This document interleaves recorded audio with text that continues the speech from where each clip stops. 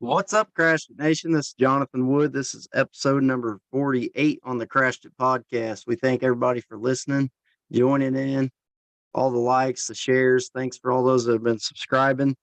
And thanks for all the feedback that we've been getting on the Spotify app. We really appreciate that. Last week, 1 week ago, last Saturday night, we were sitting at New Bloomfield, Missouri for Lucky Seven's Worthy Bell Bonds Figure Eight Championship race number 2 on their series. And man, we had a doozy. We had rain like all week before. So I was wondering, like, so last year New Bloomfield, their Lions Club canceled it before we got to even show up to the track. And then this year we had the privilege of getting to race the night it was actually scheduled. And it was just an amazing night. And we had a lot of drivers who showed up and showed out. We had, how much drivers we have, Joshua? We had like, I don't know, 60 something. Yeah, a little over 60. I think there's 58 figure eight cars and 8 or 9 powder puffs. So yeah, I was pretty excited with the turnout. And I was worried about the rain. I seen rain in the forecast all week and it was like, gosh dang it. Could never get good weather for New Bloomfield, but it turned out all right. Yeah, and for this episode, we're going to so a lot of people don't know, when we were first starting out, we did them pretty much backwards a lot of the times. And I asked James Fisher, the winner of the New Bloomfield figure eight feature, if he'd jump on here and share his run and with us, the listeners, and kind of any challenges he faced along the way. So James tuning in with us right now. Thanks for joining us, James. Yep, thanks for having me. So how did New Bloomfield go? Did you have any problems before, like any changes that you had to make before you even got to New Bloomfield from the first race? Yeah, there was a few things. Mostly just my plug wires was the biggest thing. Over in Eldon, they had touched on the headers and burn up pretty good. I burned up 4 of the 6. So, but yeah, I changed those, and that was just kind of went over everything on the car and double checked everything. Had to work on the rear end a little bit, straighten out a few things, and it was pretty well good to go again. Yeah, and you're one of the drivers that washes their car after every race. How much mud's usually on the trailer after that? Oh man. I think after New Bloomfield we spent about $35 washing the cars. It was quite a bit. I'm sure the Stover car wash guys love us. Yeah. So New Bloomfield, which heat did you end up drawing? So I drew the very last heat 8. Yeah. Yeah, that was one of the fastest heats of the night. I believe you were the fastest lap of the night. Did you get Dustin Jordan put up $100? The mailbox man, he's been missing it, but he put up $100 for you. Yeah, he asked me tonight if I'd spent it yet. I told him, yeah, it's long gone. I bought a new radiator guard with it. Well, heck yeah. So walk us through the heat race. I know you got the fastest lap, but if my memory recalls, you had to get that fastest lap pretty quick. Yeah, I boogered up somewhere and I didn't really realize it. I guess just a missed turning down there. I knew I was out front, easy street, and somehow or another I reached over and hit the kill switch, and both my switches, my kill switch and my fan switch, are right beside one another, and I hit them both. And I was sitting there like, well, what happened? And I kept hitting the push to start. Nothing was going. I mean, it was turning over, but it just wasn't hitting. I was like, what's going on? And after a few more laps passed by, I'd realized both of my switches were down. So I was like, oh, are you kidding me? I don't know how I did it. I don't know if I did it reaching for the e-brake or when I was turning or what happened there, but yeah, I know I have to relocate my switches now. One thing I noticed, I don't know, in between all that, there are sparks coming from the inside of the car. We were all like looking like, is there a fire getting ready to happen on over there, or what's going on over here? Yeah, well, right when I come on around and when I killed it, a Piter was following the exact same line I was, and he come up to me and told me, he's like, dude, I'm sorry, but he whacked me right in the rear end. And my battery strap, which it was a big metal strap, it broke the welds on it, and it was touching on the positive, and it was arcing and popping all over the place. And I seen what it was immediately, and I was reaching back and trying to get it, but with the harnesses, I can't move, so I had to pop the harnesses loose real fast. And I was trying not to cause chaos and get everybody all worked up. I was just like, try to hurry up, get it to where it was not sparking and popping all over and frying all my stuff, and just let the race go on. So, all our listeners that don't attend the races, you may not know this, but in the Lucky Sevens races, usually when there's a lot of cars, you have to win to get into the A main. So that puts you in the B main. Yeah. So B main 3, I believe. You had to be at least a little bit relieved that it was just switches, right? Oh yeah. Yeah, I was. Yeah, You gotta be switches. sitting there going, crap, man, my whole night might be over. And then you look over and just see it's the switches, and you're like, this relief that you don't have to Yeah, go home and switch motors or something like that. yeah. Well, and I have a lot of people that keep asking me about the second car. My plan wasn't to bring 2 cars all year. It's just to bring this one. If there's a few local shows, I might bring the other car back, but I immediately thought, I was like, why didn't you bring the other car? Yeah, but yeah, tell us about the Consi. Yeah, so the Consi was good. Had to start from the back, since I didn't place anything in the heat, and it was pretty easy. I think first lap or two I was right back up front, and I was behind Kyle and was following him, and I seen him. He went wide there once, and I just, that was my opportunity right then and there. I just snuck underneath of him, and I was out front. I pretty well figured I was on easy street, and then he started gaining ground back on me again. And then I did the exact same thing he did. I went up high, and he snuck right underneath me I think with the lap left. But I finished second in the Consi. Yeah, you and Kyle had a pretty good race in B main number 4. You guys kind of left everybody else, and you guys had a good little battle going yourselves. And I thought it was funny because that was the one race I kind of had a little hiccup with my video. So I had to do some editing before I could upload it on YouTube. And not even like 5 minutes within, you both messaged me about 5 minutes within of each other. You post that video of B main 4 at? I wanted to see our battle. Both of you guys said the same thing. So I was like, man, these guys are doing homework on where am I going to get this guy next? Yeah. I waited about a day, and I was just like, oh, did something happen? Hopefully it didn't get deleted, because none of the people we were with got it. So Yeah. So Did you watch his in-car cam of the race? I seen he posted that on Facebook. Yeah, Did you get a chance to watch that? yeah, I did.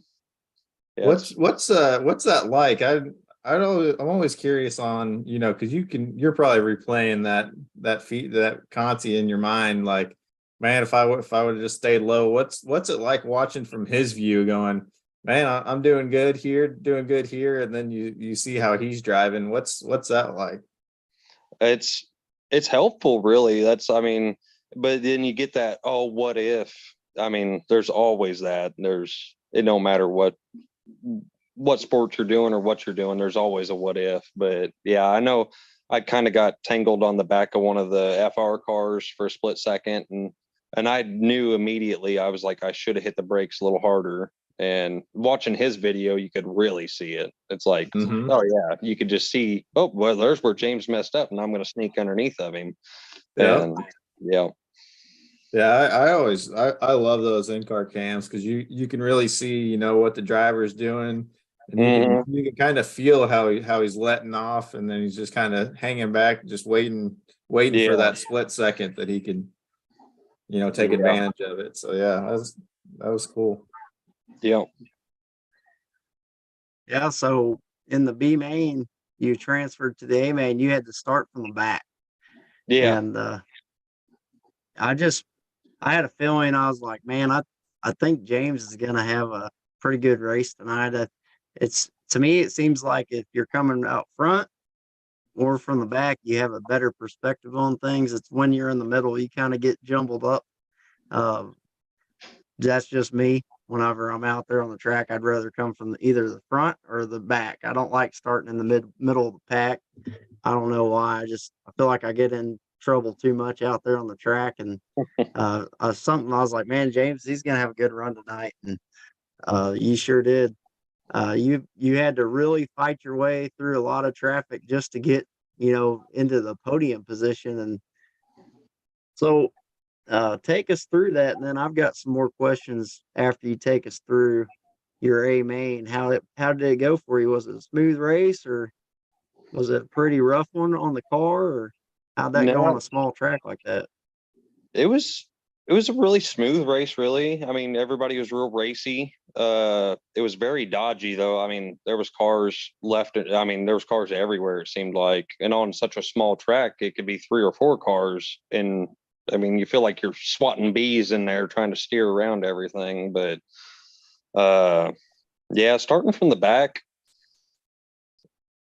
I don't know. I've started from the back, I've started from the front, and I've started from the middle. It's it really don't matter to me. I think starting dead up front, you always run into that traffic, that's that mid pack traffic. So you either got to be really fast and get around, or you're going to be running into it. And I figured by the first couple laps, you're gonna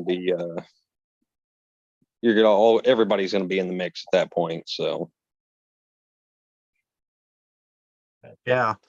And man, I felt like it was a race of battles. Everyone, it seemed like there was a lot of on track battles going on for a couple laps with multiple drivers. And then we had that new Bloomfield corner down there with the pile up in the A, and there was a couple guys out there monster trucking their cars and yeah, cost Blaine. He was doing really good until that moment. But yeah, yeah. That's I did you knew. get So to I see knew that from Blaine. your angle, or Yeah, did you see I all them seen it. guys taking the?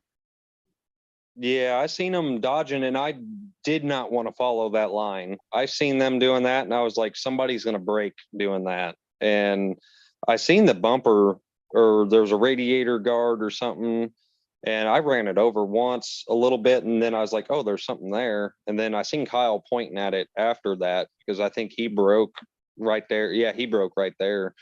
But I realized there was just enough space to get between it and him and the tire. So I was like, I'm following that line. I'm not driving that bank like they're doing. It just looks like a good way to lose an axle. It looked awesome from the stands, though, man. Them guys were jumping that berm, and they were like, the crowd was just going nuts. They're like, "Oh man!" Yeah. Well, I mean, we do stuff like that, play it around here at the house, but well, with the beater cars, I wouldn't use my race car for it though. Oh, how's it feel coming from like half a lap down on the last lap to win barely?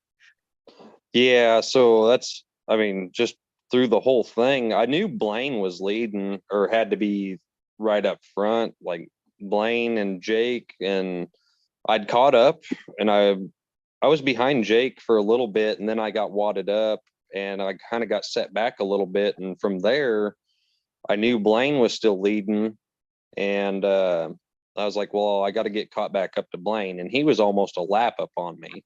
And I started to put down a little bit more ground on him again, just where I was getting caught up. And then everybody got wadded up down there on that one entry corner. And I got stuck for a second. And then when I seen Blaine break, at that point, I didn't know who was in front of me or what. I knew we had to be somewhere close, first to third, somewhere in there. And that's about where I'd realized, I think Youngmeyer's out front. And I was trying to replay that in my head as racing, like sometimes you could figure it out. Sometimes it's pretty obvious. And then other times it's just, you don't even know. But I was pretty sure that Youngmeyer was out front. And when I seen him, he just hit the wrong line or something. And I was half a lap. And I knew then, I was like, I could catch him. I'm pretty certain I could catch him. And got down there and come around. I think we pulled maybe, it had to be a foot at that. I don't know how close it was. I wasn't right there on the line. But it looked like when me and him both come around that there might have been a foot difference between us. Oh yeah, that's photo finish for sure. Yeah, his bumper was right at the beginning of your wheel well. So just that. I mean, that little it's half kind a of, fender or whatever. this is a second close finish we've had in a row at this track, and where the person in seconds came back to win on the last lap. Man, just all night long, it seemed like we were having a bunch of last lap passes in the heats and stuff like that. It was just setting up the story for the normal new Bloomfield race. Everyone's, on the edge of their seat till the end. And man, I feel for Jordan. Matt said, yeah, my car broke down. I was trying to get out of the way. My own brother plants in the back of me, loses the race. Yeah. Yeah, I was parked right next to him, so we talked quite a bit after the race, but yeah. Yeah, that's always fun. What's the feeling when you come around that tire and you see him in the back of his brother? Oh yeah, I seen it from half track. Like I was coming around the other end, and that's when I seen him down there wadded up. I was like, I have a chance. That's like, and by then my car was starting to get pretty warm, and I'd almost for a split second debated I didn't want to burn it up, and I'm like, no, it's like we're this close. There's no shutting this thing down. We're going all the way.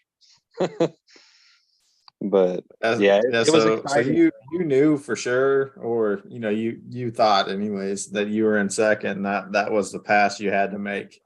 Yeah, So I remembered Youngmeyer coming around as I was trying to replay it all in my head. I was about mid race. There's probably 5-6 laps left, and I wasn't sure where we were.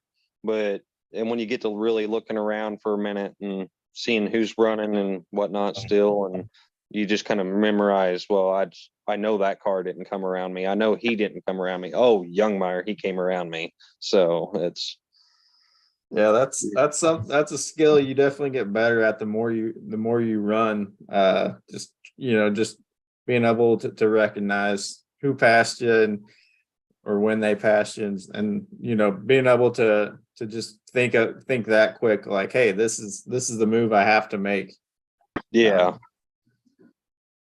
And it was a good move. It was awesome. I love New Bloomfield, how it's set up, because I get to sit right next to Jonathan, and he was just going nuts. He's looking back and forth at the computer monitor to see who's the positions, and watching you guys, that last corner, like the whole crowd's getting up because they know what's going on. It was awesome. Oh yeah. Yeah, it's really nice when you have that computer right next to you, because I have a good idea who I think's winning, but sometimes I'm completely wrong. So I was like, yeah, I better check this. So that's who I thought it was you and Youngmeyer, but I just wanted to make sure. Yeah. But congrats on the win, man. Brought it home. Thank you. Yeah. Did you have any battle wounds from the figure eight from winning? Seen the strut was pretty laid over.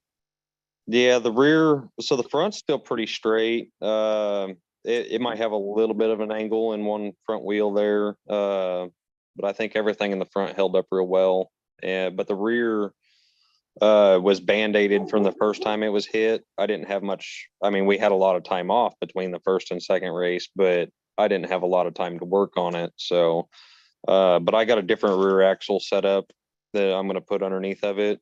It's just that one there already. The abuse it took in the first race really didn't make it fixable. Yeah, I just band-aided it, and yeah, I'm gonna be swapping rear ends now.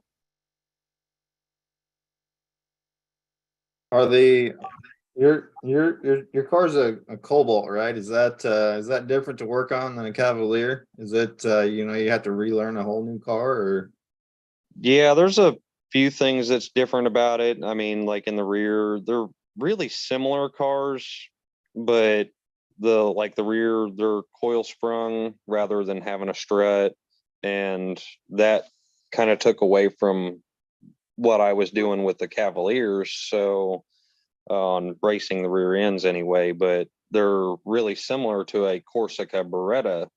So, and it's almost a spitting image of the Beretta rear axle, but the Beretta's a little bit better looking. So I'm going to use some parts from it and use it on mine. Yeah. So one thing I gotta say, we were talking about promoting yourself, and this weekend looked like you were in a car show with your figure eight car at Sonic or something in Versailles. How'd that go for you?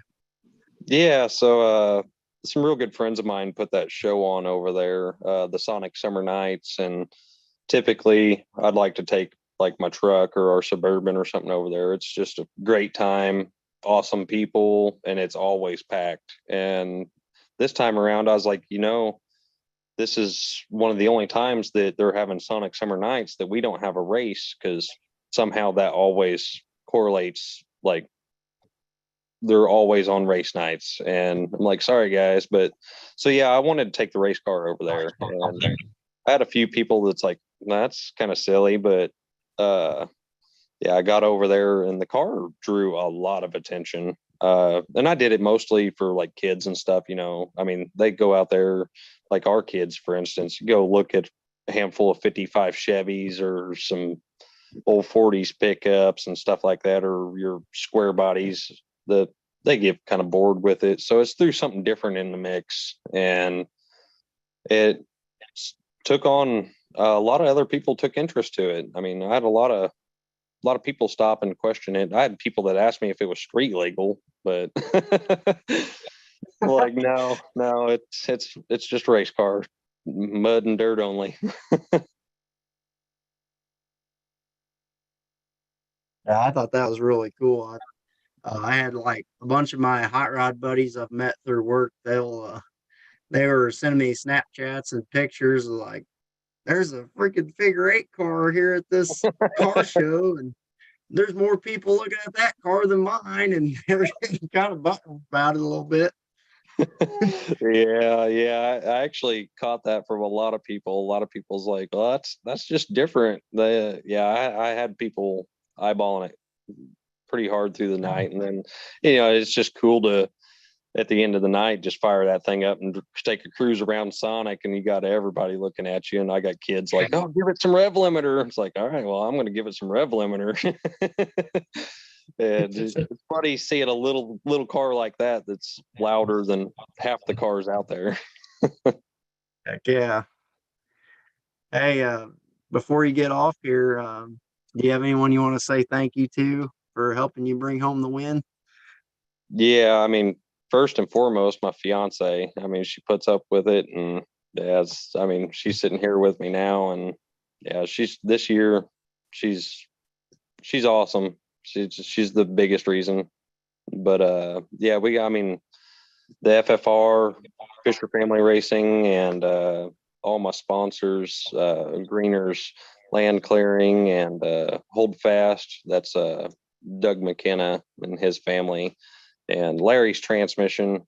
Dudes are awesome over there. Larry and Chris, and Shannon's Crafting Corner, and we got a new one this year, Noble's Motorsports. It's the Noble brothers out of Sedalia. So Heck yeah, that sponsors had to love all the attention of the car show too. They were probably like, heck yeah, we're getting more than what we bargained for. This guy's yeah, out here showing it off at car shows and being a good member of the community doing that stuff. And oh yeah, that's what it's all about. yeah. The sponsors are they. I mean, if it wasn't for them this year, they've really thrown down this year to help get me to where I'm at with the car and where I like it. And yeah, I can't thank those guys enough. Heck yeah, well, we appreciate you coming on here, sharing this quick little recap with us of your race, and congrats on the win. And can't wait to see you at the next one. I believe June 10th in Eldon. The Yep, next one. can't wait. Heck yeah. Congrats, Thanks James. for coming on. Yep, thank you guys. And our next guest that we have joining us on the podcast tonight is none other than the Queen, Alexis Ferguson. She brought home the win in the Powder Puff division. We asked her to come on here and take us through real quick and of her run in the Powder Puff. Thanks for joining us, Alexis. Thank you guys for having me. So how was your race? I was a little skeptical at first. I wasn't sure if my car was going to hold up because I've had so many issues in the past year. But once I knew that Danielle and I were pretty much neck and neck, I just knew that I needed to get around her. Once I got around her, my battery out of my battery box fell and busted. So luckily I had a little help from the other driver. I'm not sure who it was that hit me at the very end to just get me across that finish line. Well, we thought you just shut it off right there. No, that's my one of the battery fell in the things that- battery box. That's one of them things you don't ever know until you start talking to people about their race. And so you're not going to get off that easy. Tell us about before the race. Did you have any issues getting the car back to the track, or did you have any trials or tribulations before the race even started from the last race, or was it just to unload the car and ready to go? It was actually just an unload the car, ready to go. I didn't do anything to it in Russellville because there was just the two of us. So I really didn't have anything that needed to be fixed, and it was race ready. So we loaded it up Saturday morning and took it to New Bloomfield, and it was ready to go. Yeah. And I have to comment on it. So do you always get chauffeured around the pit area on a golf cart, or is that a new Queen tradition that we're going to start seeing? Or So honestly, the only reason we had the golf cart in the first place is because my father-in-law had surgery on his foot about a month ago. So he wasn't really supposed to be walking a bunch on it. And we knew that getting from where we were going to park at to the track was definitely going to be a little more than what he could handle for the entire day and night that we were there. So they loaded up their golf cart and brought it so that way he could get around a little bit easier and wasn't in so much pain. But I definitely think the boys have decided that we're going to start taking the golf cart more often because they don't like walking either. So we might see that more often. yeah, it was cool when I was doing the pit walk through. You guys were like driving that thing around, getting water for the drivers that were in the tech line and stuff. I thought that was awesome. Looked like you guys were having fun on that golf cart. So. Oh, it was a blast between trying to make sure I don't spill anything on myself while I'm trying to take pictures and getting them their food, their water, whatever they needed. It was definitely a lot of fun. We had lots of laughs. So I think we're avoiding the elephant in the room. This is your first win, right? Correct. This is my first win. How does that feel? It felt really good. I almost started crying in the car. I think it made it a little bit more special because my cousin actually lives in New Bloomfield. So him and his mom and his stepdad and his little sister were there to watch it. So that made it a little bit extra special. And then my grandma and grandpa actually drove from their hometown of Bunston to New Bloomfield to come watch as well. Hell yeah. So what's the feeling like? The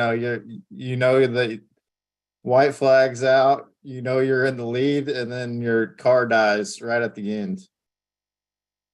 Honestly, it was I wasn't sure if I was far enough under the transponders to go ahead and catch it, or if it had died too soon.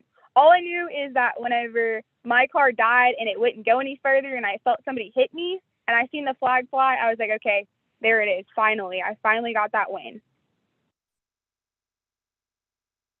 Yeah, so But, this is it's the second Powder Puff race that we've had this year that's been super competitive between you and Danielle. And man, I was talking to Danielle after the race, and she said, "Gee, she didn't back down one bit." And you guys definitely put on a show for the crowd. They were loving the rubbing his racing attitude that you guys had going on out there. It was really entertaining to watch. Yeah, definitely in the past years, I kind of backed down if somebody would hit me or rub me the wrong way. I just kind of let them go. But I'm in the mindset now that in order to be competitive and to get where I want to be, I've got to keep in it. Yeah. And it reminded me of a lot of like the dirt track spotters that you would see during the sprint car races. You had like your whole section over there. They were like giving you hand signals every time you'd come around that tire by the transponders. I was just getting a kick out of it. Oh, yeah, definitely between Dustin and Garrett. Ethan wasn't as much into it, but I definitely seen Dustin and Garrett up there. And normally if my dad goes, then he's normally right there with them up against the fence telling me either I need to slow down or I need to cut inside. So it's definitely good to have them to where I can see what's going on and where I need to be at. Yeah, I just got a kick out of that. I mean, you had your little section over there, then the other tire, there was people that was helping Danielle, it looked like. So it was just comical for me as someone that's grown up around the dirt track industry, just watching all their spotters they'd have down there. Just reminded me a lot of it. And it was just I think when you got spun out or something, they were just like telling you, turn it up, like get her back or something. And uh it was awesome. Yeah. I definitely get a kick out of even being in the car watching them and how they react to what I'm doing or what I should be doing. It makes me laugh, and that makes it a little bit more enjoyable too. And I know that they're not like yelling at me or telling me that I did something wrong. They're just trying to help out. So I laugh at myself and I laugh at them as I go around the track and I see them. Well, now that you've got your first one, are you ready to defend that title at the next show, or what's the plan going from here on out? Well, my first original plan is definitely just to go out there and have fun. If I get another win, then I get another win, but I'm definitely not backing down.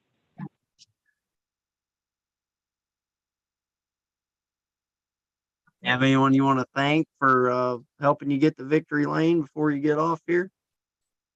I definitely want to thank my husband, Dustin, my brother-in-law, Garrett, our buddy, Ethan, and Trenton.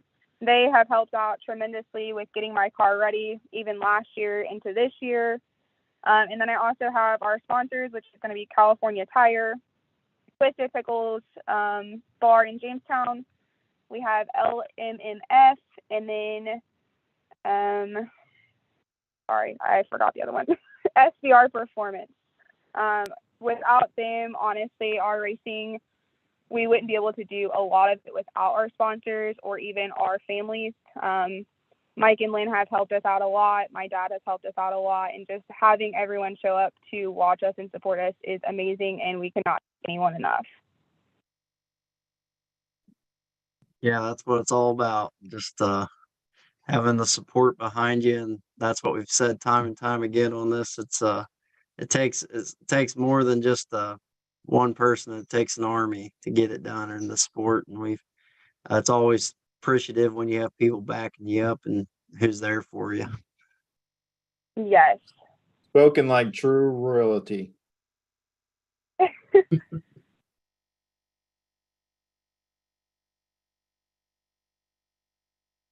And we thank you for coming on the podcast tonight and sharing your run with us real quick. I know it was a last second thing. Uh, just thanks for getting on here real quick and giving us your playback of your run from your point of view. And it's awesome to hear, how things happen inside of cars that we don't really catch from the distance. So, Well, thank you guys for everything that you all do, and I will definitely be seeing you on Eldon on the 10th. good luck. We'll see you then. Thank you. Thanks, Alexis. So, to the start of the new Bloomfield, I think Corey Burton worked on that track for like 2 weeks going up to that, and he had it looking really awesome. He sent me a video on Snapchat, and it was looking super hard. And then at 8 a.m., I guess the morning, the fire department dumped a little bit too much water in one quarter. So when we got there, Joshua and I were both like, "Man, it must have rained really hard here." And we just found out they didn't spread the water like we were hoping to. But first heat came out. It was Johnny Edgar bringing home the win.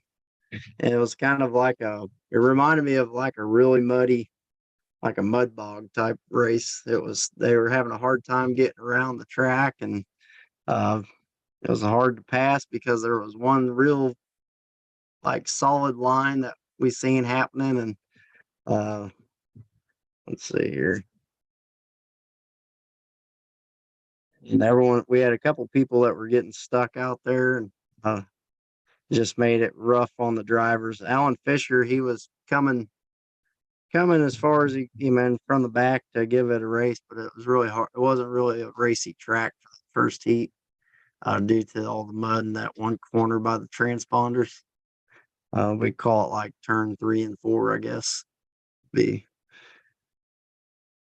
So they were trying to see if it would pack in a little bit, and we knew we were going to have to scrape it a little bit going after that heat, but we had to get another heat on the track. So Jacob and Joshua decided to make a call. We're going to do one more heat. And the racing action picked up a little bit with the second heat. We had Dawson Gump, Nathan Dummermuth, Bory Edgar, Jake Davis, John Dow, Seth Westport, and Garrett Ferguson in the heat number 2 out there. And man, Garrett had that Stratus he was trying out, and he made it through the first corner, got pushed in the mud, and got buried. And it was hard for him to try to see how that car was going to do for him. Felt kind of bad for him, but John Dow, he kind of got hung up as well, and Seth Westport, they were kind of all stuck over there. And Dawson Gump, man, he was out there like driving bad out of heck. Every time he's out front, he doesn't start taking it easy ever. And he was just giving her all she had every time he'd come around there, and he had a pretty good lead. And I just was like, man, I hope he don't snap an axle or something, because you could just see them tires just shaking. You could tell he was pouring the coals to them. And it was just, he pretty much ran away with heat number 2. Yeah, it was pretty well. Whenever Garrett got pushed into that mud, he took about 6 other cars with him, and Dawson, and I can't remember what other car there was, but there was 2 cars that made it through there. And yeah, Dawson, you just ran off with it. You did a good job. Yeah, I think Lori Edgar was the other car that went through there. I remember Jake Davis. I talked to him in the pit walkthrough a little bit, and he was all excited. I was kind of watching him see if he was going to rock someone's world in the first lap, or he's like, yeah, I was proud of my build, and we'll just see what we can do with it tonight. It was the one driving that 91, the Cavalier or whatever, Tim Brockman's buddy. And he didn't make it very far. He was involved in that first pile up there. And but he made it back out for the B main. But Dawson Gump was the one that moved on in that one. So Jacob, he kind of was walking the track. Did you guys have a plan on the scraping it, or how'd that go, Jacob? You're the head track official, the voice that no one's really heard lately on this podcast here. Yep, I'm back for tonight. It's just been busy. No, we everybody gets mad when we gotta, roll that second heat out and not scrape the track, but the drivers also got to realize the fans are there, and that's what makes the shows go around. So we got to give them something to watch, and we gotta take the good with the bad, and we got to take care of the fans and the drivers. So that's kind of the decision me and Joshua made. We'll roll one more heat out and get some scraping going, and just try to make it as smoothly as we could throughout the night. Yeah, after they scraped it, it went really smooth. It seemed like for the rest of the night. I don't think we just added a little bit of water to the middle of the track. It's like during the scraping, and they may add a little water a couple more times throughout the night. But after that, it was pretty smooth as far as on track action goes. The races started picking up. Heat 3 came out. Justin Ferguson, Tim Brockman, Hans Anderson, Dylan Chilton, Piter, Jordan Piter, Jonathan Edgar, and Adam Clancy. And they had a really good race. Chilton he was heading up there, and I think he broke or something. Hans Anderson happened to him. Hans don't jack around. Yeah, him and that Ford Focus, and Piter was having a little bad luck. Hans was out there just taking people out. He's just a joy to watch because he does it with a huge smile on his face. Oh yeah, he loves it. Yeah. They'll be all pissed at him, and he's just smiling the whole time. He's got a cheering section too out there in the crowd. Every time he yell, his name comes out over the intercom, he's got a section that just goes crazy for him. He's got a big guy that follows him around. It's always in the stands, and he's always right down by the fence, just screaming his ass off. I don't know who he is, but shout out to that guy. And it's a good scream, and he's not an angry scream, and he's just pumped up. Yep. But yeah, that was a good race. Ferguson kind of took a lead and ran away with it, but Jordan Piter was up there. I think he was fighting one or two, but man, this was the beginning of his bad luck. He's got some good cars, but man, he's just been having some bad luck. I feel for Jordan. Then Heat 4 came out, and it was kind of like your battle of the newcomers, pretty much. And you had Jordan Youngmeyer and Garrett Ferguson out there, and then the rest of the heat was Braden Cleathermos, Corey Burton, John Summers, Zach Burton, and Josh Powers. I don't think any of them are newcomers. Oh, they're pretty newer. Yeah, Corey Burton's pretty new, that rookie driver. Yeah, he's still getting the hang of it, Rookie driver just driving junk. Yeah. But Braden had his new car, Braden Cleathermos, and I don't think it was running the way he wanted it to, but it looked like a solid build overall. I know you guys got to check it out on the tech line. Yeah, Zach Burton was just walking all over Corey Burton, and luckily his car broke, so Corey was able to get up to second and barely got beat. Yeah, I don't know what. Braden must be a real big fan of Ecotech because he spent a lot of time building, a newer style Grand Am with a subframe in it, but then he took a nice motor out, whether it be a 3400 or a 3400, and put some junky Ecotech in it. But this was a fun race to watch. Braden, he kind of got the best of Corey Burton there at the end, shoved him up on the wall and passed him at the end. Yep, showed them boys who the real king of New Bloomfield was. Yeah, and John Summers was out there in his new car, which he drove a pretty good race. He came up there, he's always got to come up to the announcer stand after the race, and he said, "Man, I was kind of scared of it at first, but I'm gonna get it in the B main." Yeah, and according to Summers, that heat race was the best driving he has ever done. Yep.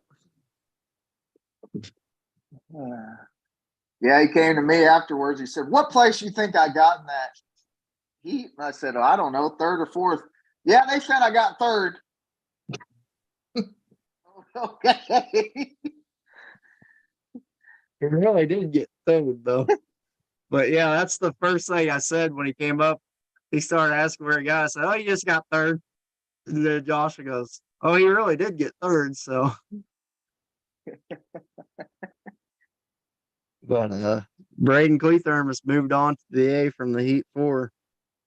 Heat 5, we got to see the E85 number 43 of Jake Timbrook. He's had his new car out. Landon Worthy was out there, Nick Long, Jordan Piter, Ethan Daniels, Josh Womack, and Jared Snurch. And this was one of the heats of the night. Was going to be a nominee whenever they rolled out. And Landon and Jake had a really good battle going on. And Jake still has some bugs to work out on that car, and Landon was giving him all he wanted. And just came down to when the white flag came out, they're side by side, but Landon took a high groove and kind of went up in the loose stuff, and that pretty much put him behind where he couldn't catch back up. But them two were racing really So closely. are those the same two that was first and second in the heat at Cole County? And I think Jake took him on that one too last year. Wow. Yeah, I think Jake's got Landon's number. Oh, Yeah, But yeah. yeah, it was a fun. That was one of my favorite heats. It was two veteran drivers that kind of separated themselves from the pack. And Landon Nick kind of Long, pulled his gotcha move one lap too soon, in my opinion. Tim Brook was leading, I think, with 2 laps to go, and Landon pushed him to the mud. And then the next lap, white flag came out, and Jake did the almost the same exact thing that Landon did to him back to him. So it was awesome to watch. Nick Long, he was showing his nose quite a bit in that heat as well. He was driving really good. His car was running a lot better this race, and he was out there showing what he's got for these guys this year. Good job in that one. That was a fun one for all the people to watch, and a lot of new Bloomfield drivers in that heat. A lot of new And Bloomfield drivers in every heat, it seems like. Man, those people from New Bloomfield, they support the hell out of their local show. Yeah, and It's good to heat see. number 6 came out. Jarrett Hatch, Dylan Cardwell, Dustin Weeken, Ricky Bobby, Trevor Niederholm, and Clinton Hartley and Ronnie Burton. And man, Ronnie, he gave it all he had for a couple laps there, and I don't know what happened. If it was a 2-lap race, he had a real good shot. Yeah. But Jared Hatch, he looked really good in that one, and Dylan Cardwell brought home third, but it was Dustin Weekham and that number 22 and Jared Hatch who were battling for the lead in this one, and Dylan was just a few car lengths back from them. He kind of ran up into the mud and had a little driver error starting out that race, but them Cardwell boys, they put in a lot of work. I was doing the pit walk through before the race, and I was talking to them. They both rebuilt their cars like from scratch in the 3 weeks. They're like, "Yeah, we had some spare time, so we just built new cars."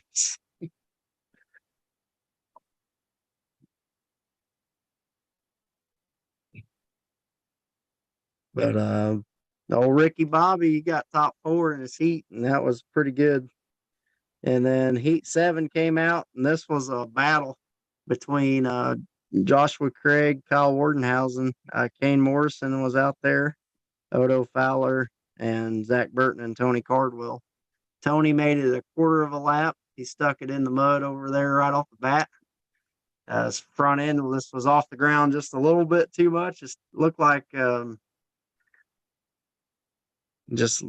he just couldn't get enough tread on the track to get himself unhung out of that corner. Yeah, yeah. He said he seen a hole and it closed up really, really fast, and he said he was so embarrassed because he had a bunch of people there watching him, and he only made it one little corner. Yeah. But man, Joshua Craig, he was setting a blazing pace out there, and it was going to be the fastest lap of the night. He just passed Jared Snurch's lap. Kyle come out there and like spun him out or got into him, but he ended up turning around Joshua Craig, and he's coming around, I think lap 6 or 7, and popped an axle out. And then Josh was able to get around him and go on to win. But they were having a really good battle there for about 4 laps. And it was fun for the crowd, fun for me to watch. It was one of them moves that kind of karma came back and got him. Spicy podcast today. Oh yeah, I love it. We'll have them talking tomorrow, baby.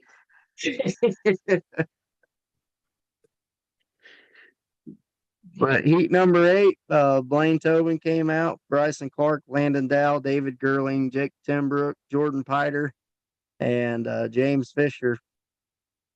And man, Blaine Tobin, Bryson Clark, and Landon Dow were all just battling it out in this one. I mean, this was the heat of the night in my eyes, and it was an awesome race. The fans were loving it. There was like 3 or 4 dead cars out there, and Blaine's whole rear end was coming undone.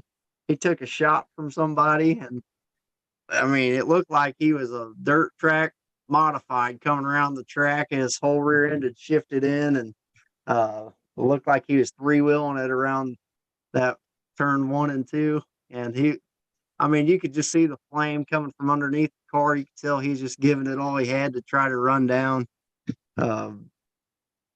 He was running down Bryson Clark, and man, Bryson finally got the lead, and he's coming around to get a checkered flag, and poof, something happened right there in front of Jacob, and Blaine came right around and got the win. I don't know if anyone talked to Bryson or anything, see what happened with his car. I don't know what happened right there at the end. Looked like I it don't just remember died. that car. Yeah, It was a light blue But car. He was I flying. tell you what, Blaine, he would definitely will give it all it's got, no matter what the car's doing. That's for sure. Yeah, he did an excellent job. He had Landon, I think, right on his tail. He did a good job. A lot of guys, I think they would have, pulled off or let out of it, but he knew what he had to do, stay in it and take up as much track as he could. He did a good job. He did what he needed to do to win. So. Jordan Piter was in this one. I think he came out with the lead first couple laps, and then it broke down on him. Yeah, I think in Jordan's all of his heats, he may have made 8 laps to complete one heat in 7 cars. So, congratulations, Jordan! You almost completed the heat race. Yeah. Oh man, as much work as he's put in the last couple months, and much support he puts into New Bloomfield, he added money. I hated to see that happen, but good luck's not for everybody, I guess. Him and Becky's towing, and they added money, and then you had a person in the stands that came up and with Show Me Mo and Snow, who added money as well. And that city of New Bloomfield, them guys they support the heck out of their local events, and that's awesome for the event itself and the drivers who show up. It's always nice to run for extra money. It makes you drive a little harder. And B main number 1, Nathan Dummermuth, Matt Youngmeyer, and Garrett Ferguson, they were all there. And it came down to Nathan and Matt bringing home the win in that one. They were the two that advanced. And the Bees were they were racy. There was a lot of hard racing going on in the Bees as well. A lot of junk was made. Did you guys see that orange 91 just slammed Nathan in the door like lap, I don't know, 3 or 4? It junked his car. I mean, the Cavalier was a smash-a-lee. Yeah, when you hit a 1/4-inch steel plate backed by 1/8-inch square tubing, it's not gonna move, and your car is going to. So that actually has kind of scared me because it looked like he got Nate right in the door, and that freaks me out. But I'm glad them guys build them cars the way they do, because that thing took that hit and just kept on going. Well, Nate did, anyways.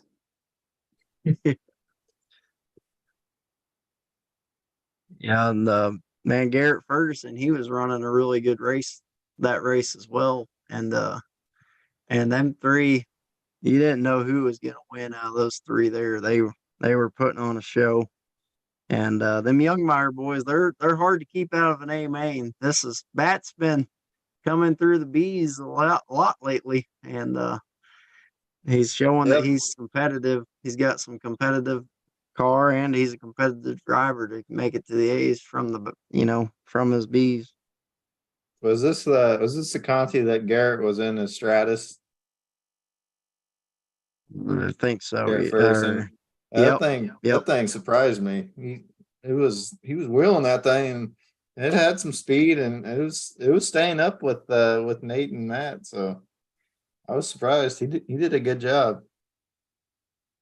Maybe another car to look out for is the old Stratus, Dodge Stratus.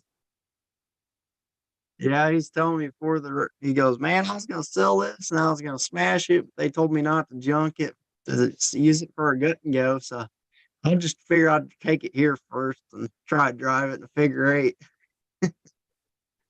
So I was looking around, that thing looked pretty stock compared to what we normally see them guys in. So who knows, it might be on a derby track soon if he didn't like it. And B2, Jordan Youngmeyer, John Summers, Tim Brockman were out there having a battle, and actually Dylan Chilton was in this one. There was a hard battle, and Summers took the lead early, and he was driving a really good race, and Chilton and Youngmeyer, they were running them down a little bit, and I think it was Chilton that got ahead of them at the beginning, and them 2 were out front, and Chilton got hung up a couple times, and then back comes Summers for the lead, and then at the end of the race, Youngmeyer went around, and he took the lead and won the B main number. What was that, 2? John, he come up after that and said, man, just scratch me. Said that dang car blew a head gasket, won't start back up. I've tried and tried.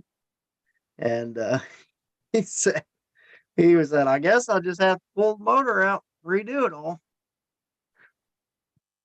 Anyone knows John, he'd been out there if that car had started up. I promise you that. He's like, what spot am I in? He's over there counting the starting grid before the A, like, where am I going to be starting at? Because that top 10 paid, he was planning on hopefully someone could push him. He'd get pushed around the track a couple laps or so. I hated that he didn't get to go out there for the feature. He's been knocking at the door trying to make a feature for a while now. I was interested to see how he was gonna do, but he did drive good in the Conti. He's tough to beat. And That B-May number whose car was that? That was a Leland Bell's car. That thing it's put together real nice. I think Sean Lackey helped with it, and motor he's got in there runs good whenever it wants to run. Well, Leland's like, yeah. He goes, yeah, I sold that car for $2,000. He said, I'm building a new one. I said, $2,000. He said, yeah, I paid $200 for it, so I just added the zero. I said, man, you did good on that because he was getting like he said he had a heck of a sponsor last year that's paying him like a couple hundred a race to win or something like that. If he won, he got an extra $400 or something. And Dang. he won last year, thinking that youth class a couple times, or maybe at least once. And he said, "Yeah, I did real good in that car." He said, "I might just start Leland Bell's Builds business out of this one."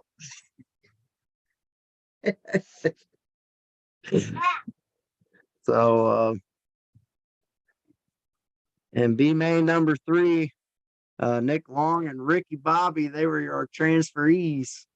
And man, them both were ecstatic. I know Ricky Bobby was pumped, and Ethan Daniels, he gave it all he had to get up there and put himself out there as well, but he just didn't have enough. And old Ricky Bobby, I bet he was just pumped. I wish I was down there when they found out he made the A. That's like the ultimate tailgater, Ricky Bobby. He gets there super early. I was doing the pit walk through, and the Burtons were like, yeah, he's parked up under that tree before we even got here. And we're like, we're wondering how he got into the arena. Yeah, he's He always said the last first year, one there and then the last one to get tapped. yeah, he said last year he parked over in that guy's driveway across the street. He was so early.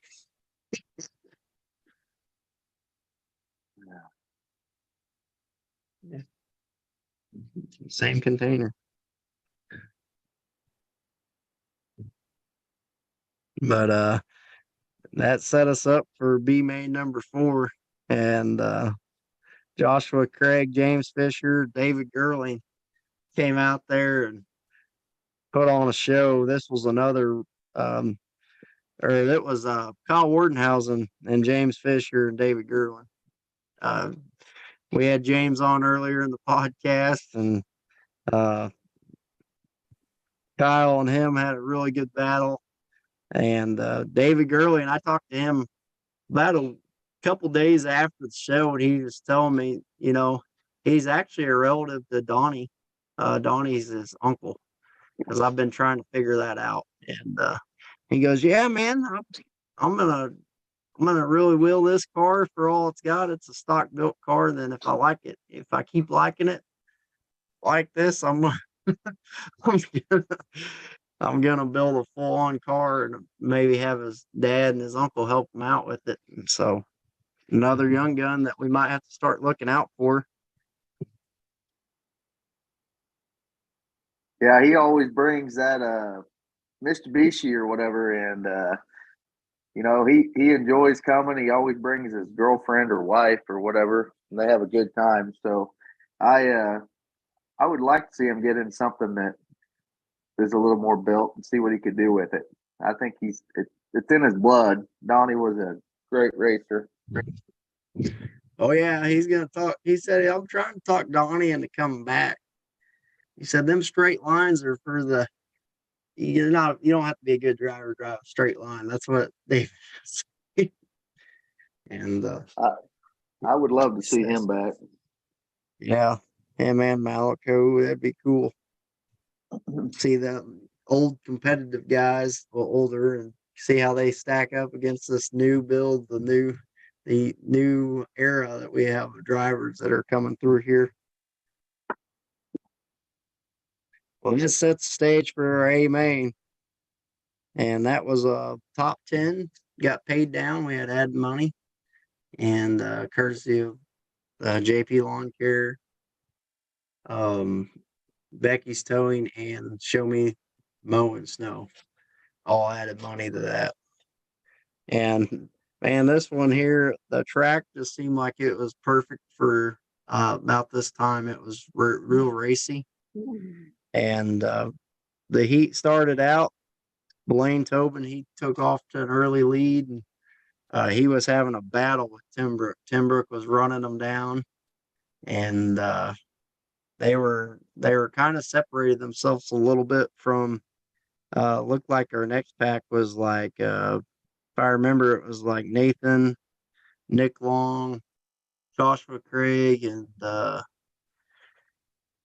Kyle Wardenhausen was up there, and Fisher was still trying to fight his way up through the field with Youngmeyer, and them guys were racing like you could watch different races at once going on, different battles, and we had our ultimate pile up that we always do, and that's when the chaos ensued. It seemed like for me, once that pile up started down there in the corner, we had cars ramping the berm. We had cars ramping berms everywhere on there. I mean, Nichols, I don't know if you guys noticed it, but he had to get out of the way like 4 times. Them Ferguson boys, they love them dirt mounds. It must run in the family. This is the same track that Lexus got put up on the berm a few years ago. Oh, I should Yeah, have brought that I don't up. know what it is. I don't know what it is about New Bloomfield, but it creates some great feature action. That's for sure. Them guys were just laying the wood, and it was fun to watch. Yeah. Yeah, and I thought James said it best. He said it was really dodgy because there was dead cars. It seemed like there was a lot of cars that broke early, and they were just bobbing and weaving through them. And every now and then you would see a car that just didn't bob it good enough. Found themselves parking in the back of a dead car or something, and it was real entertaining for the fans to watch that. And if you're listening to this podcast and you want to recap and you want to watch it, it's on our Crashed It YouTube page. Really fun race to watch. The videos don't do the justice of the speed them guys are going though. That's what the first thing, we had a guy from St. Louis that was down watching that show that was sitting a bleacher over from us, and he came up and he said, I watched he asked me if I was the Crashed It guy, and I was like, yeah, I video the races and for the drivers. And he goes, man, that doesn't do justice in real life. I said, this is the smallest track they go to. The other tracks, you got a lot more speed. And it just seems like that little bowl's a racy track to me. I mean, looks fun to drive on. Yeah, like the whole night reminded me of like the old school figure eights where there's a few heats, there's like 1 or 2 cars still running. Conti's were the same way, and then the feature, I want to say, only 7 or 8 cars actually finished or drove off the track. And just like he was saying, it was real dodgy. There was dead cars everywhere. People were jumping the mounds, they were getting impatient. And yeah, it just reminded me of the old school days where there's features, there's 6 cars finishing, and the heats are it's to survive the first 10 laps and then turn it on. And there were several lead changes. I think at one point Jacob's like, well, tell me the next one. That leader went down too. It was I think Blaine, he kind of got a little bit antsy. He was he had it, I think he about had it wrapped up, and he he seen someone go on the mound, and whenever he hit the mound, Blaine, he never lets up, and he just stayed in it. And when his car landed, I think it snapped an axle. Yeah, you seen Lucky for Youngmeyer, him. Jordan. He went up on two wheels and dirt went flying, and then a couple seconds later, you see a freaking monster truck ramping through there, blue blur. Blaine, he was driving Dylan's car, and I think Chilton was riding with him. And I just seen him like throw his hands up there, like, what the hell? Because Chilton, he's a patient guy. He was like trying to tell him to go low. And I love watching him ride because he has to smack Blaine in the helmet half the time. He's like, go over here. He's just like, he's throwing his hands everywhere. Yeah, You there like was watch. It reminds me of watching them rally race guys over there in the passenger seat. Like, you turn here, 90-degree angle, take it 50 mile an hour. Just that's how all those DBR guys, with the exception of Nate, is their co-pilots are definitely involved and they're animated, and it's awesome. It's awesome to watch. But yeah, the feature it was fairly unique. We had some names that aren't typical names that you see in the feature. Ricky Bobby, Jared Hatch made it. Braden Cleathermos, he had a good showing. Joshua Craig was out there, up and comer in his Berettas. So it was a fun race. I was excited to see a diverse list of names, and there's some up and comers. These new cars that are coming, they're challenging. They're for real. Yeah, and So, Jared, Mr. Statistician, how many features had Dylan made in a row? What kind of streak was he on? Oh, Chilton? Yeah. Man, it had to. I'd have to look, but I don't think he missed. I thought you'd have Yeah. them numbers ready for us. Yeah, Well, Summers he came missed up some there and said, races. "Hey, I knocked out Chilton." Who said that? Summers go up there. He said, "Yeah, beat old Chilton." So He fucked with me. I took his ass out. he said that's the best driving I've ever had in my life. And you outrun the champ. You just, I don't know, do my hands. He was excited. He was just pissed his car wouldn't run. Is it no easy money when Summers is in the race?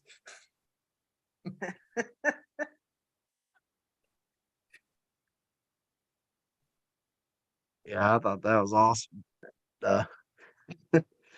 No, I looked over at the crowd a few times during the A main, and man, the crowd was still there.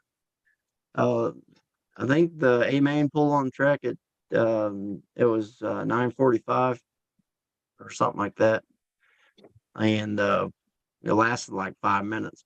Them guys were flat flying, and no red flags all night long.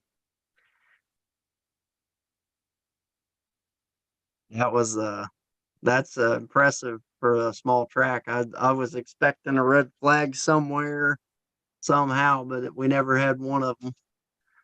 So that helped things along. And the crowd, they were sticking around, and they were on the edge of their seat if they were on the seat. A lot of them were standing up and cheering their drivers on during the A main, and it was really cool to watch the crowd digging into the race that much. Yeah, My favorite. it's a. My favorites. Go ahead, Jonathan. My favorites when there's like a big collision. When it was down to the last lap, we had Jordan Youngmeyer was out the lead, and Matt was broke down. And whenever Jordan hit him, you seen a whole section. They were just like, "Oh!" So, and that at that point, I was like, "Who's in second? I got to check this out," because I felt like it was Fisher. And I just wanted to make sure, Fisher he's seen it. He even said it when he was on here earlier. He said, "Man, I seen it happen." He had to be like trying to be, as patient as he could, but he's got to be like, man, I got to get up there as quick before he gets unstuck. And man, that Like was blood in what the a water race. for a shark. Yeah. Got to make his move now. Yeah. So that was a photo finish. Jake, what's it like being on the berm when you have two guys coming down to the checkered? Do you go into a zone of super focused, or how do you call that? Oh, I go into a fan zone because I get to watching the race and I'm like, holy shit, this is awesome. And it happened last year there at New Bloomfield and happened there again. It it really it's exciting because I know, we get to know who's in first and second, and it helps whenever you can know and tell the fans, and it just helps everything. It's so awesome to see it come down to a finish like that. Yeah, and I wanted to ask you guys, I was glad you both came on here. Uh, for the fans, I've had a couple people wonder, they were asking me, like, what determines the start, like the finish line part of the car? Is it when the transponder passes, or is there a certain part of the car that you're watching past the transponder line, or is there a finish line somewhere that you guys got out there? Or how do you determine where the finish line is?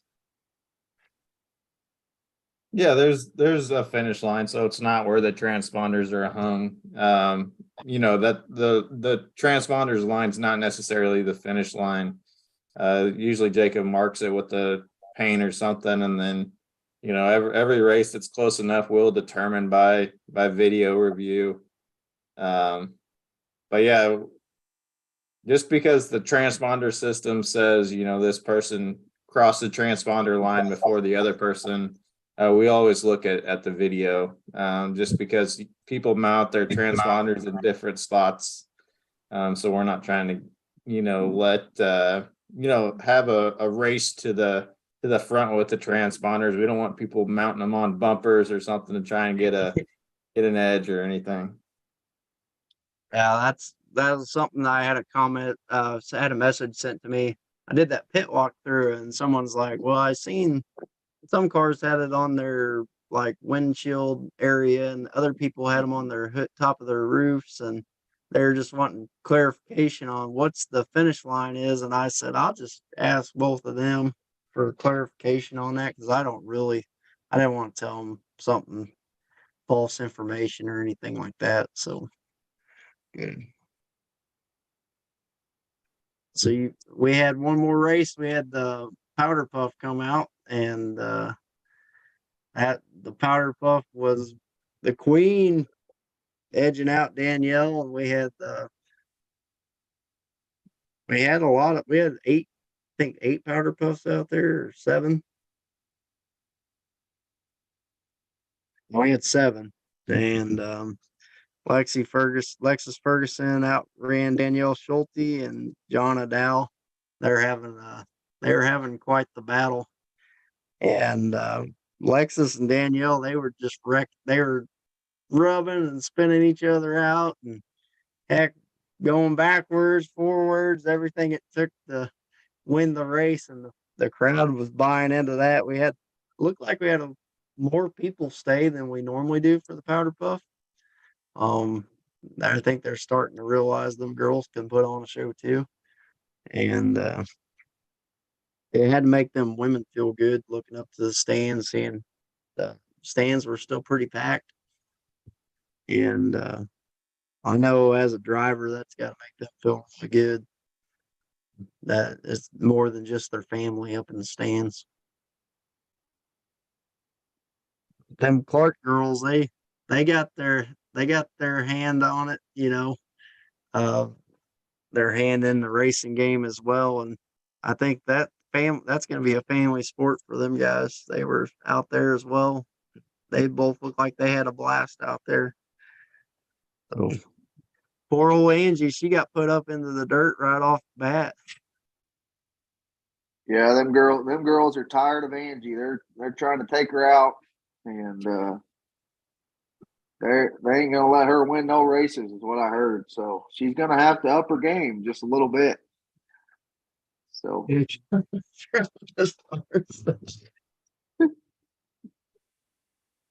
Oh my God.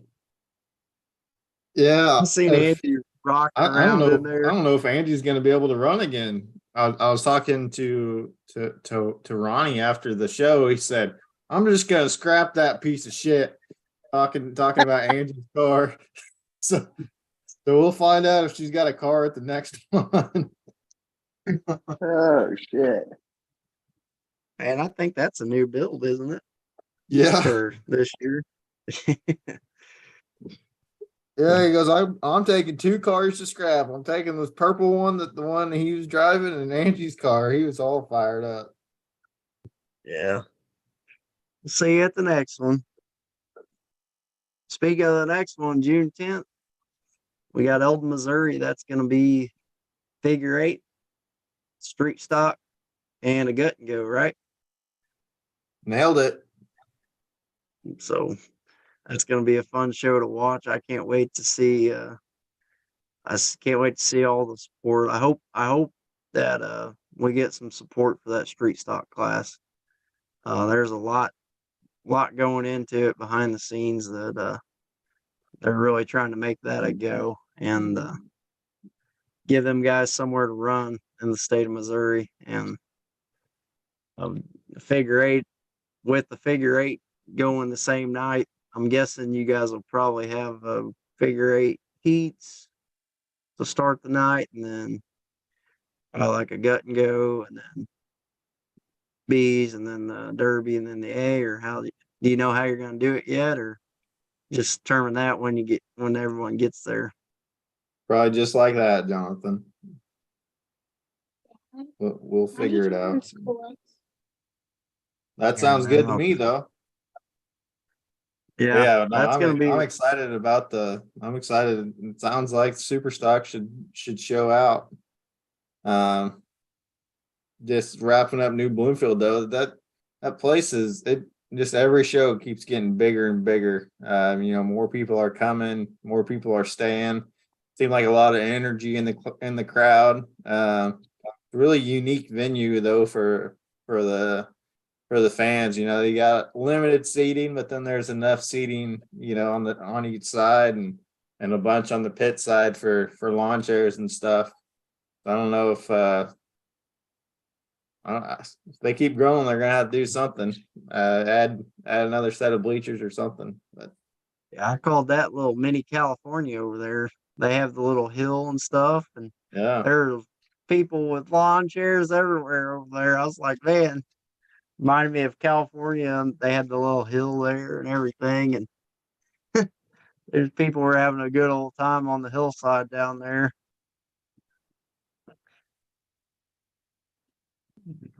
Yeah, thanks to all the fans and the drivers that came out and supported New Bloomfield. That was an awesome show, and I know you guys had a lot of stories to tell afterwards. It was a good show all in all. I thought everything went smooth. Yeah, I want to give a shout out to Corey. He put a lot of time in that track, and he brought his piece of equipment up to help us get cars off the track. Show Me Mow and Snow, they brought a piece of equipment up. Justin Albright brought another piece of equipment up. Them guys all just brought their stuff up without even being asked. They wanted to bring their stuff up. So most of them got out of there before I could even thank them. So hopefully they get the message that we really, really appreciate it. And they always support us. And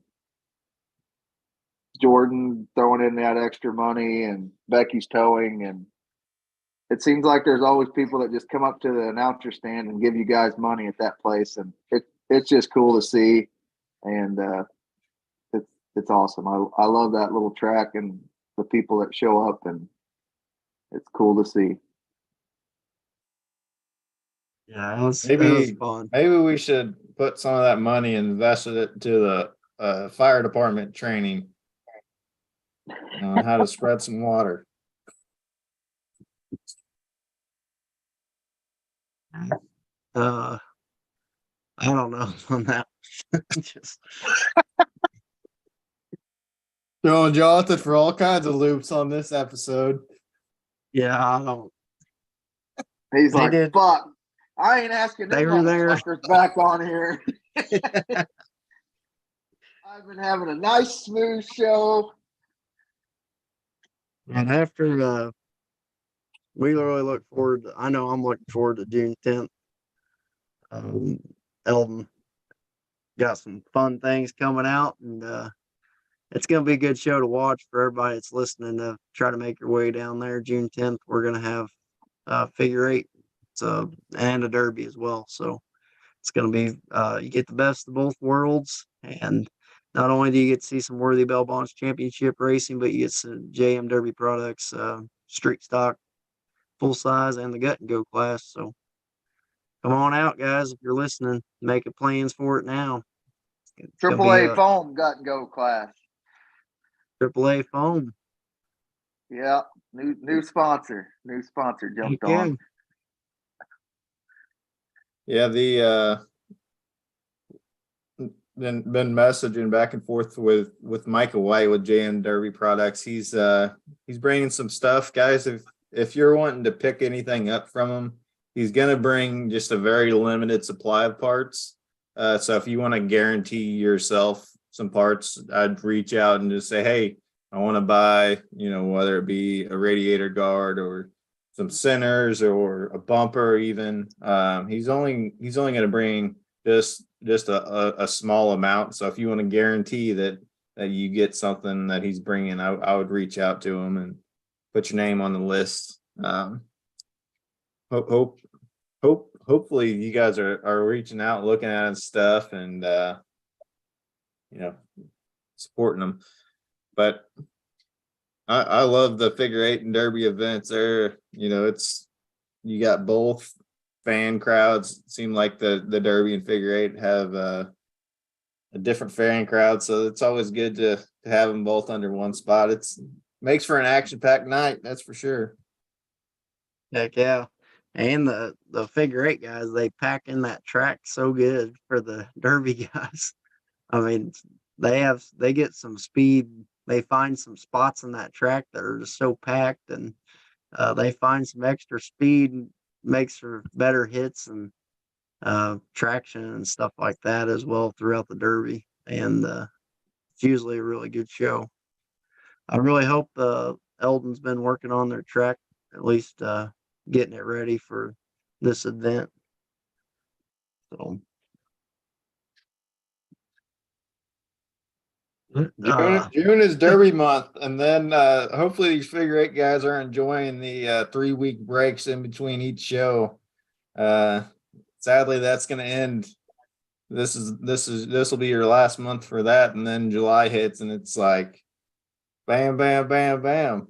We got 3 or 4 figure eights, and then August, and it's every week from there. yeah. I know my wife's been enjoying it.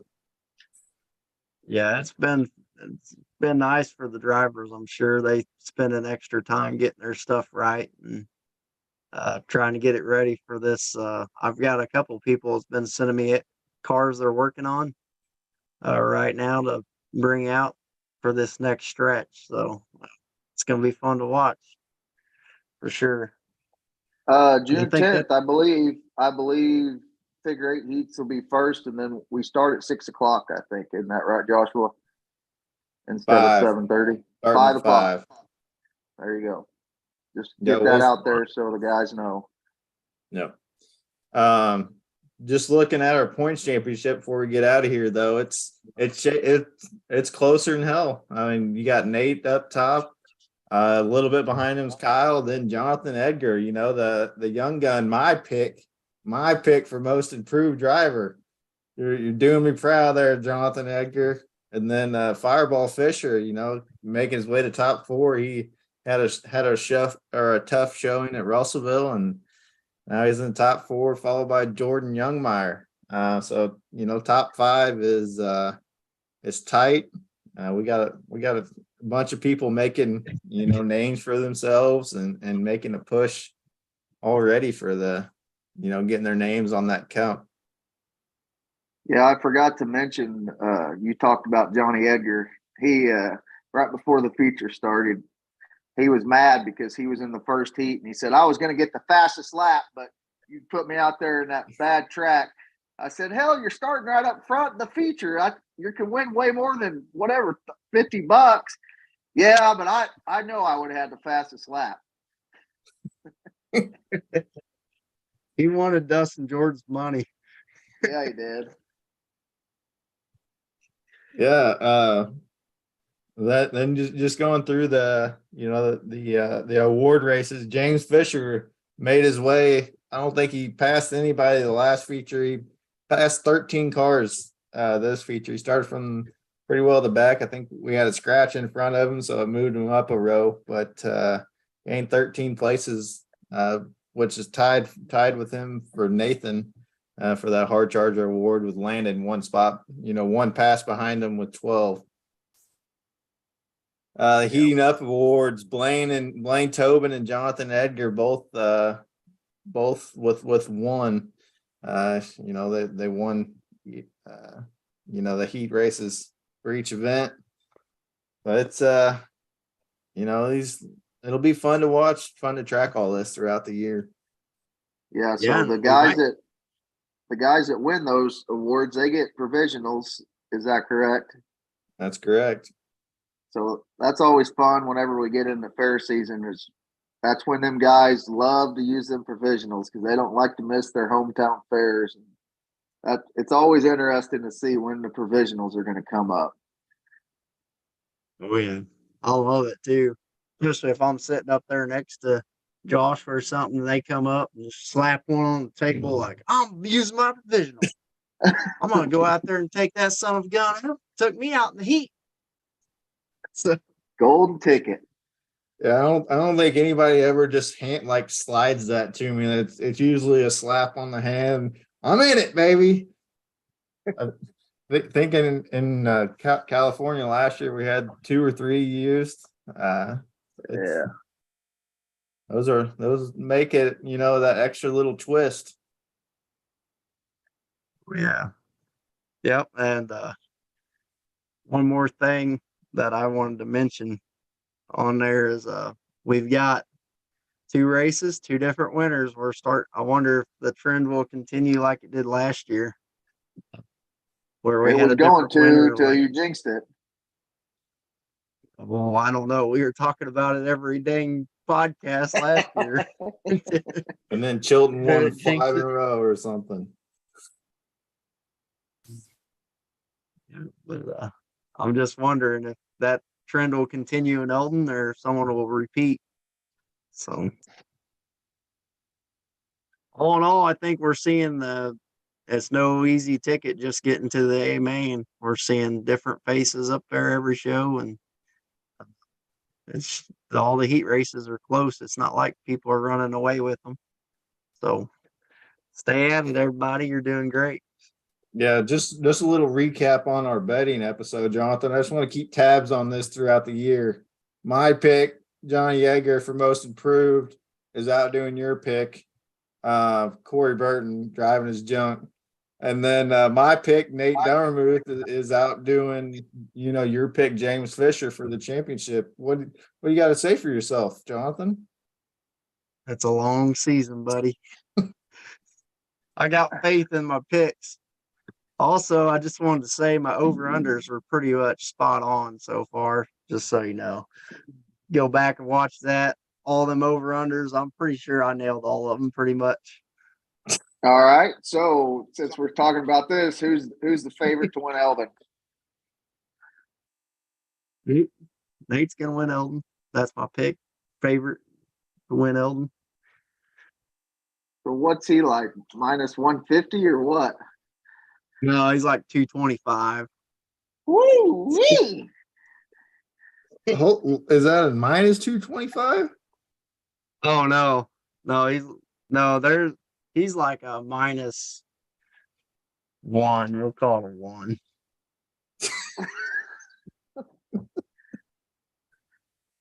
Okay. He's not very favored, but he's favored. Then it would be plus.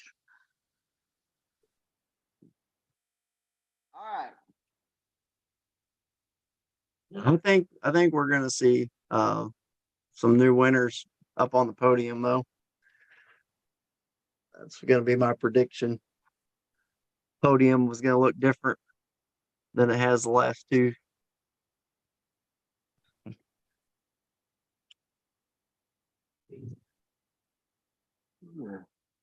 Johnny Edgar, he usually does pretty good at Elton, so he's gonna. This will be his like race to if this will be his race to be there for Joshua's pick. So if my guys outdo him, then we'll know what's up. The rest of the season's probably gonna look like. So Oh no. Is he still chasing his first win? Johnny Edgar. I think so. Oh, Eldon could be it. Eldon has been a track to get a lot of first wins out there.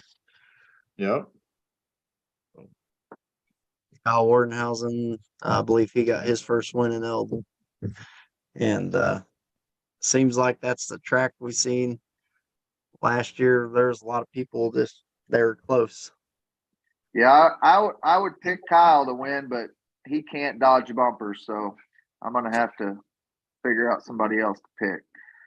'Cause he's still I learning think how to Dawson drive. Gump's gonna have a good run. Him and Joshua Craig, they're gonna have a good run at Eldon. I'm saying It's anyone's race. Tim Brooks. I'm saying Tim Brooks Yeah, gonna does. win Eldon. Man, Tim Brook was doing good, and his whole sub. It looked like everything dropped on that. I think he broke a ball joint right on Nick Long's. Nick Long was going in reverse and just hit his tire just right. I think Tim Brook was just passed for the lead. That was one of the. They was like, well, he's out. Yeah. So, yeah, it was like one of those freak things. Like Nick Long got caught up in traffic and threw it in reverse and didn't look behind him, and Tim Brook was coming and just got his ball joint. Yeah. But yeah, it's anyone's race. Everybody knows that. We just do that little prediction part just for fun. So all right. I think you guys got any last words before we close this one up? Nope. All right. Like I always say, go out there and send it. See everybody up there at Eldon, and we appreciate everybody for tuning in.